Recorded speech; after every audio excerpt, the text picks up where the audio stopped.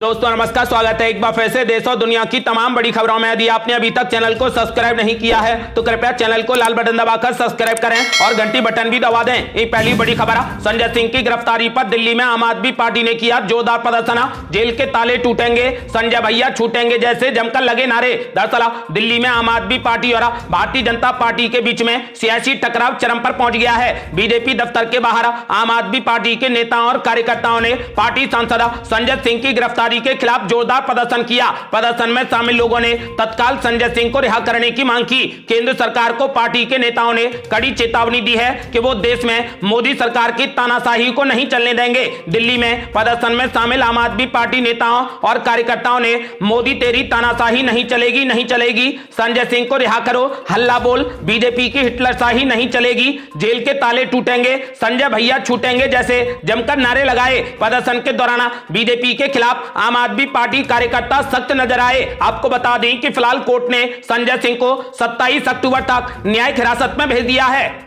अगली बड़ी खबर, बड़ी बैठक के बाद कांग्रेस पार्टी ने 130 उम्मीदवारों के नामों पर लगा दी मोहर। 15, 16 और 17 अक्टूबर को जारी होगी लिस्ट। दरअसल मध्य प्रदेश विधानसभा चुनावों को लेकर अब कांग्रेस पार्टी की ओर से भी पहली सूची जल्द ही जारी कर दी जाएगी। श्राद्ध पक्ष खत्म होते ही नवरात्रि के पहले दिन कांग्रेस अपनी पहली सूची को जारी कर देगी। प्रत्याशियों के नामों को लेकर शुक्रवार को दिल्ली में महामंथन हुआ। बताया जा रहा है कि आज भी कांग्रेस पार्टी के राष्ट्रीय नेतृत्व की बड़ी बैठक होगी। संभावना जताई जा रही है कि कांग्रेस पार्टी 3 दिनों के भीतर अपने कैंडिडेट्स की 3 सूचियां जारी करेगी। संभवतः पहली सूची 15 अक्टूबर को जारी होगी। वहीं 16 अक्टूबर को कांग्रेस के वचन पत्र के साथ दूसरी लिस्ट जारी होगी और 17 अक्टूबर को तीसरी व आखिरी लिस्ट जारी की जाएगी। नई दिल्ली स्थित कांग्रेस मुख्यालय में राष्ट्रीय नेतृत्व की बैठक आयोजित की गई, जिसमें प्रदेश पार्टी के पदाधिकारी भी मौजूद रहे। बैठक में उम्मीदवारों के नामों पर अंतिम मोहर लग गई है। 15 अक्टूबर को पहली लिस्ट में लगभग 130 नामों की घोषणा किए जाने की संभावना है। अगली बड़ी खबर, इजरायल और हमास युद्ध के बीच हाई अलर्ट पर दिल्ली, महाराष्ट्र और गोवा। चप्पे चप्पे पर पुलिस तैनात था। इजरायलियों की सुरक्षा का मिला निर्देश। दरअसल दिल्ली समेत देश के कई राज्यों को हाई अलर्ट पर रखा गया है। पुलिस को सुरक्षा एजेंसियों की तरफ से संभावित असामाजिक गतिविधियों की जानकारी मिली थी, जिसके बाद दिल्ली समेत अलग अलग राज्यों में सुरक्षा बढ़ा दी गई है। इजरायल और हमास के बीच में चल रहे युद्ध का असर भारत में भी देखने को मिल रहा है। सुरक्षा एजेंसियों को डर है कि आतंकी संगठन इस मुद्दे पर लोगों को भड़काने का काम कर सकते हैं। इजरायली दूतावास और यहूदी धार्मिक प्रतिष्ठानों समेत सभी संवेदनशील इलाकों में सुरक्षा को बढ़ा दिया गया है। सूत्रों ने कहा कि सुरक्षा एजेंसियों ने देश में रहने वाले इजरायलियों की सुरक्षा सुनिश्चित करने के लिए कुछ अन्य राज्यों और केंद्र शासित प्रदेशों को भी सतर्क किया है। इसके चलते दिल्ली, महाराष्ट्र और गोवा में हाई अलर्ट जारी किया गया है और चप्पे चप्पे पर पुलिस को तैनात किया गया है। अगली बड़ी खबर, 5 राज्यों में बीजेपी को धूल चटाने के लिए राहुल गांधी ने कसी कमर। कांग्रेस पार्टी ने राहुल गांधी के तूफानी प्रचार की तारीखें कर दी जारी। दरअसल विधानसभा चुनाव को लेकर कांग्रेस पार्टी के आगामी कार्यक्रम जारी हो गए हैं। इसमें तेलंगाना, मिजोरम, राजस्थान, मध्य प्रदेश और छत्तीसगढ़ में कांग्रेस नेता राहुल गांधी ताबड़तोड़ प्रचार करेंगे। इसमें तेलंगाना में राहुल गांधी 17, 18, 19 और 20 अक्टूबर को बस यात्रा करेंगे। वहीं प्रियंका गांधी 18 अक्टूबर को तेलंगाना पहुंचेंगी। कांग्रेस पार्टी के अनुसार राजस्थान में 17 अक्टूबर को कांग्रेस केंद्रीय चुनाव समिति की बड़ी बैठक होगी और इसमें कांग्रेस के राष्ट्रीय अध्यक्ष मल्लिकार्जुन खड़गे भी शामिल होंगे। पार्टी का कहना है कि तेलंगाना चुनाव में बढ़त मिल सकती है। इसको लेकर पार्टी ने राहुल गांधी के धुआंधार दौरे तय कर दिए हैं। कांग्रेस पार्टी ने कहा कि मिजोरम में राहुल गांधी लोकप्रिय हैं और खासतौर पर युवाओं के बीच में राहुल गांधी की अच्छी पैठ है। इसके मद्देनजर पार्टी ने मिजोरम में 15 और 16 अक्टूबर को राहुल गांधी का कार्यक्रम तय कर दिया है। वे राज्य में बस से दौरा करेंगे। राजस्थान में राहुल गांधी, प्रियंका गांधी और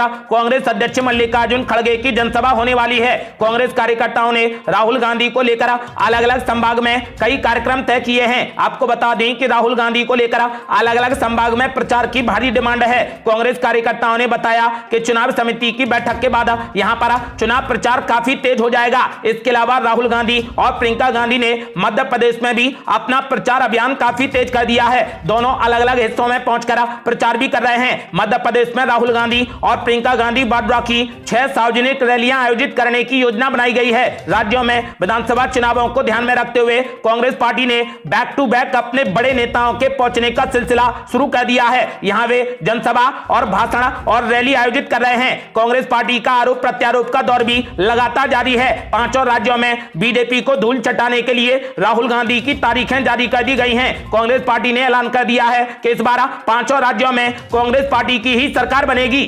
अगली बड़ी खबर, कोर्ट से बाहर निकलते ही संजय सिंह ने पीएम मोदी पर बोला जबरदस्त हमला।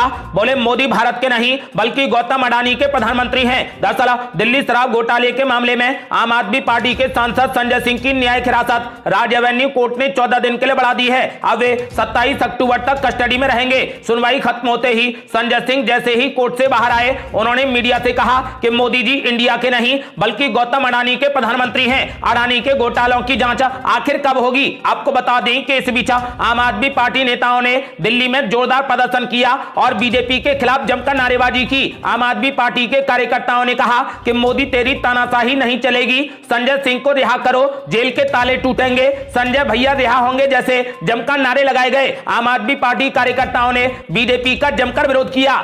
अगली बड़ी खबर, प्रियंका गांधी की बढ़ गई मुश्किलें। प्रियंका गांधी के खिलाफ चुनाव आयोग पहुंची बीजेपी, शिकायत करा दी दर्ज। दरअसल भाजपा ने शुक्रवार को चुनाव आयोग का दरवाजा खटखटाते हुए आदर्श आचार संहिता और जन प्रतिनिधित्व अधिनियम 1951 के प्रावधानों का उल्लंघन का आरोप लगाते हुए कांग्रेस नेता प्रियंका गांधी वाड्रा के खिलाफ तत्काल कड़ी कार्रवाई किए जाने की मांग को लेकर शिकायत दर्ज करा दी है। भाजपा के पूर्व विधि प्रकोष्ठ संयोजक अधिवक्ता पंकज वाधवानी ने बताया कि उन्होंने आदर्श आचार संहिता के उल्लंघन का हवाला देते हुए मंडला में छात्रवृत्ति योजना की घोषणा करने के लिए प्रियंका गांधी वाड्रा के खिलाफ शिकायत दर्ज कराई है। वकील वाधवानी ने शुक्रवार को निर्वाचन आयोग को दी गई अपनी शिकायत में कहा कि प्रियंका गांधी वाड्रा के कथित वादे का मकसद जनता को लुभाना है। वाधवानी ने शिकायत में आरोप लगाया है कि प्रियंका गांधी वाड्रा ने 12 अक्टूबर को मंडला जिले में एक सार्वजनिक जनसभा को संबोधित करते हुए कथित तौर पर कक्षा 1 से लेकर कक्षा 12 तक के हर छात्र को हर महीने 500 रुपए से लेकर 1500 रुपए देने का वादा किया है। शिकायत में आगे कहा गया है कि यह बिल्कुल साफ है कि प्रियंका गांधी ने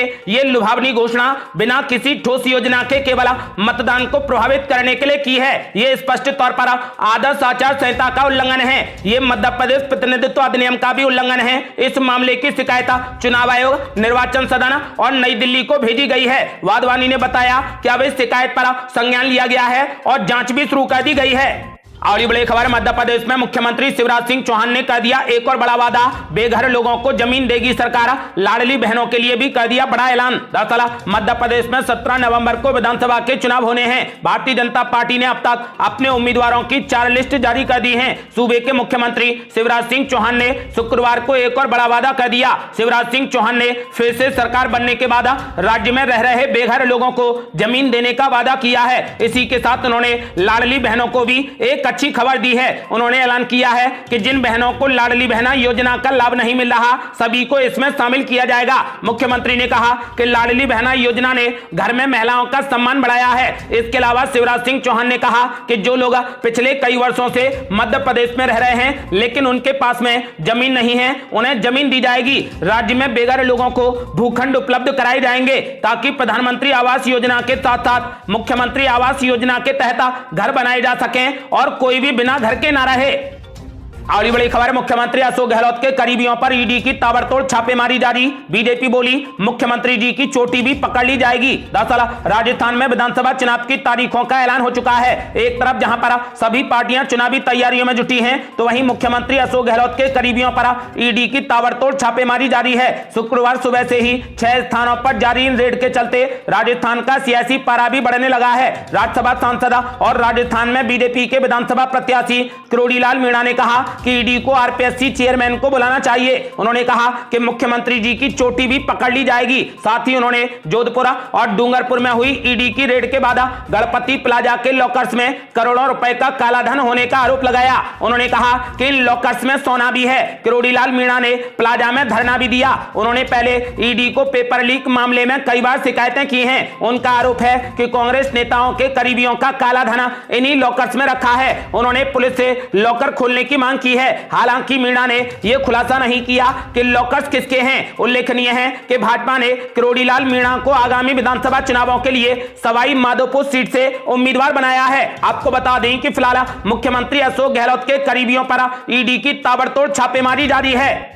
अगली बड़ी खबर, बिना टिकट वितरण ही कांग्रेस पार्टी में मचा भारी बवाला। मुख्यमंत्री अशोक गहलोत का किया गया घेराव, वॉर रूम के बाहर जबरदस्त हल्ला बोल। दरअसल कांग्रेस पार्टी ने राजस्थान विधानसभा चुनावों के लिए अभी तक कोई भी लिस्ट जारी नहीं की है, लेकिन इससे पहले ही संभावित नामों की अटकलों और आशंकाओं को देखते हुए अंदरूनी कलह शुरू हो गई है। जयपुर में कांग्रेस के कार्यकर्ता शुक्रवार को उग्र हो गए। कांग्रेस कार्यकर्ताओं ने यहां पार्टी वॉर रूम के पास विरोध प्रदर्शन किया। प्रदर्शन कर रहे कांग्रेस कार्यकर्ताओं ने हाथों में तख्तियां ले रखी थी। उन्होंने मांग की कि कांग्रेस पार्टी आगामी राजस्थान विधानसभा चुनावों के लिए 4 विधायकों को टिकट ना दे। प्रदर्शन कर रहे कांग्रेस कार्यकर्ताओं ने सवाई माधोपुर विधायक दानिश अबरार, किशनपोल विधायक अमीन कागजी, सरदार शहर विधायक अनिल शर्मा और कामा विधायक जाहिदा खान के खिलाफ जमकर नारेबाजी की। कार्यकर्ताओं का कहना था कि कांग्रेस इन नेताओं को टिकट ना दे। गौर करने वाली बात यह है कि विरोध प्रदर्शन के दौरान वॉर रूम में खुद मुख्यमंत्री अशोक गहलोत भी मौजूद थे। वो कांग्रेस के वरिष्ठ नेताओं की चुनाव संबंधी बैठक में हिस्सा लेने पहुंचे थे।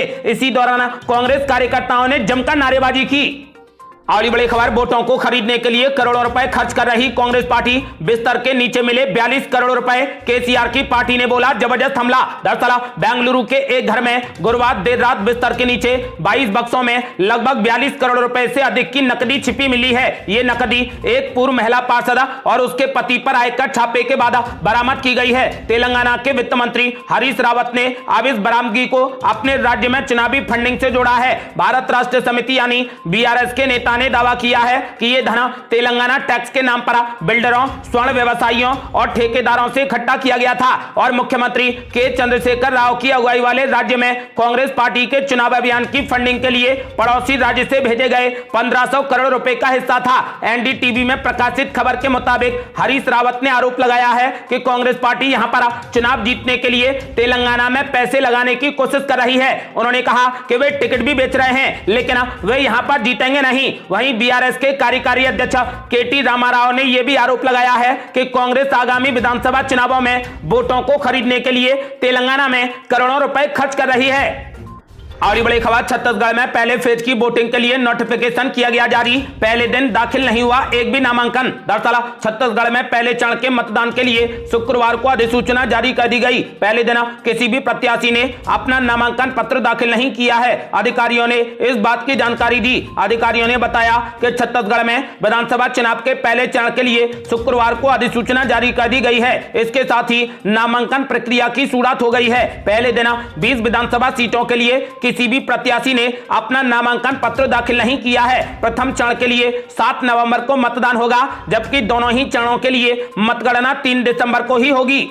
अगली बड़ी खबर, मुख्यमंत्री शिवराज सिंह चौहान ने कांग्रेस पार्टी पर बोला जबरदस्त हमला। बोले प्रियंका गांधी से झूठ बुलवाकर जनता को ठग रहे कमलनाथ। दरअसल मध्य प्रदेश के मुख्यमंत्री शिवराज सिंह चौहान ने राज्य में छात्रों को फ्री में शिक्षा का वादा करने के लिए कांग्रेस नेतृत्व पर जमकर निशाना साधा और आरोप लगाया कि पार्टी की प्रदेश इकाई के अध्यक्ष कमलनाथ गांधी परिवार पर झूठी घोषणाएं करने का दबाव बनाकर उन्हें भी धोखा दे रहे हैं। शिवराज सिंह चौहान ने अपने आवास पर पत्रकारों से बातचीत में कहा कि पहले गांधी परिवार ने सभी को धोखा दिया, लेकिन अब कमलनाथ गांधी परिवार को धोखा दे रहे हैं। जिस तरीके से प्रियंका गांधी को घोषणा करने के लिए कहा गया, मैंने वो वीडियो देखा है। वो कई घोषणाएं करके बैठ चुकी थी। फिर उन्होंने कहा कि एक और अहम घोषणा, तब जाकर उन्होंने फ्री शिक्षा का वादा किया और बच्चों के लिए 500 रुपए से लेकर 1500 रुपए महीने देने का वादा किया। उन्होंने कहा कि पहले 500 रुपए से 1500 रुपए देने का प्रतिवर्ष वादा किया था। बाद में कमलनाथ ने कहा कि इसे महीने कर दीजिए, तब जाकर प्रियंका गांधी ने महीना किया। आपको बता दें कि उन्होंने कहा कि उनका ना तो कुछ देने का इरादा है और ना ही कुछ करने का इरादा है। उन्होंने कहा कि वो केवल जनता को गुमराह कर रहे हैं। अगली बड़ी खबर, मध्य प्रदेश में कांग्रेस पार्टी का स्कूली बच्चों के लिए बड़ा वादा यदि पूरा किया गया तो राज्य को खर्च करने पड़ सकते हैं 25,000 करोड़ रुपए। दरअसल मध्य प्रदेश में विधानसभा चुनाव 2023 की तिथियां घोषित होते ही राजनीतिक सरगर्मियां बढ़ गई हैं। मुफ्त की सुविधाएं देने को लेकर ताबड़तोड़ घोषणाएं की जाने लगी हैं। इसी क्रम में कांग्रेस पार्टी ने प्रदेश में स्कूल जाने वाले बच्चों के लिए बड़ी घोषणा करते हुए उन्हें हर महीने नगद रुपए देने का वादा किया है। इसके तहत हर बच्चे को 500 रुपए से लेकर 1500 रुपए प्रति महीने देने का वादा किया गया है। इस वादे को मूर्त रूप देने की स्थिति में प्रदेश सरकार को हर साल लगभग 25,000 करोड़ रुपए खर्च करने पड़ सकते हैं। ये राशि मध्य प्रदेश के पूरे शिक्षा बजट के बराबर है। सरकार के एक शीर्ष अधिकारी ने बताया कि प्रदेश में जनसंख्या के मौजूदा आकलन के हिसाब से 4 से 18 वर्ष आयु वर्ग के तकरीबन 3 करोड़ बच्चे हैं। मोटा मोटी आकलन के अनुसार सरकार को सालाना इस योजना के लिए लगभग 25,000 करोड़ रुपए खर्च करने होंगे। अगली बड़ी खबर, अदालत में संजय सिंह ने जज साहब से कहा कि जज साहब ईडी इंटरटेनमेंट डिपार्टमेंट बन गया है, तो जज साहब ने लगा दी कड़ी फटकार। दरअसल संजय सिंह ने पेशी के दौरान कोर्ट को बताया कि मुझसे पूछताछ ना के बराबर की गई। इतना ही नहीं, संजय सिंह ने जज साहब से कहा कि ईडी इंटरटेनमेंट डिपार्टमेंट बन गया है। उन्होंने कहा कि जब मैंने एजेंसी से किसी की शिकायत की तो कुछ भी नहीं हुआ। इस तरीके के वक्तव्य पर कोर्ट ने नाराजगी जताते हुए उन्हें कड़ी फटकार लगा दी और कहा कि वो इस तरीके की बातें करना चाहते हैं तो वीडियो कॉन्फ्रेंसिंग से पेश हों। जब कोर्ट ने पूछा कि आप वीसी के माध्यम से पेश होना चाहेंगे या कोर्ट में आना चाहेंगे, तो संजय सिंह ने कहा कि वो कोर्ट में पेश होंगे। ईडी ने आरोप लगाया है कि संजय सिंह ने अब समाप्त हो चुकी आबकारी नीति के निर्माण और कार्यान्वयन में महत्वपूर्ण भूमिका निभाई है, जिससे कुछ शराब निर्माताओं, थोक विक्रेताओं और खुदरा विक्रेताओं को वित्तीय लाभ हुआ है। आपको बता दें कि संजय सिंह ने जज साहब से कहा है कि ईडी इंटरटेनमेंट डिपार्टमेंट बन गया है, तो वहीं जज साहब ने उन्हें कड़ी फटकार लगा दी है। अगली बड़ी खबर, एकनाथ शिंदे के विधायकों की अयोग्यता पर सुप्रीम कोर्ट हो गया सख्त। कहा यदि स्पीकर फेल रहे तो हम करेंगे निर्णय। दरअसल महाराष्ट्र के सबसे बड़े सियासी उलटफेर पर सुप्रीम कोर्ट ने तल्ख टिप्पणी की है। कोर्ट ने स्पीकर से शिवसेना शिंदे गुट के विधायकों की अयोग्यता पर अगले विधानसभा चुनाव से पहले ही फैसला करने के लिए कहा है। साथ ही देश की सबसे बड़ी अदालत ने यह भी कहा कि अगर स्पीकर इस मामले में निर्णय लेने में फेल होते हैं तो वो खुद इसका फैसला सुनाएगी। अब इस मामले पर अगली सुनवाई अगले सोमवार को होगी। अगली बड़ी खबर, पटना जंक्शन को बम से उड़ाने की मिली धमकी, छावनी में तब्दील हुआ रेलवे स्टेशन, चप्पे चप्पे की ली जा रही तलाशी। दरअसल बिहार की राजधानी के प्रमुख रेलवे स्टेशन पटना जंक्शन को बम से उड़ाने की धमकी मिली है। पटना जंक्शन को सुरक्षा छावनी में तब्दील कर दिया गया है। स्टेशन परिसर में चप्पे चप्पे की तलाशी ली जा रही है। डॉग और बम स्क्वाड मौके पर मौजूद हैं। रेलवे स्टेशन को बम से उड़ाने की धमकी मिलने के बाद सुरक्षा कर्मियों में हड़कंप मच गया। पटना जंक्शन पर मौजूद यात्री भी इतनी कड़ी सुरक्षा को देखकर सख्ते में आ गए। धमकी भरा फोन करने वाले के बारे में अभी तक कुछ पता नहीं चला है। आपको बता दें कि फिलहाल सुरक्षा व्यवस्था लगातार जारी है। ये थी अब तक की बेहद बड़ी खबरें। रोजाना की ताजा खबरों को जानने और हमसे जुड़ने के लिए चैनल को लाल बटन दबाकर सब्सक्राइब करें और घंटी बटन भी दबा दें। जल्दी मिलते हैं बड़ी अपडेट के साथ, तब तक के लिए जय हिंद, जय भारत।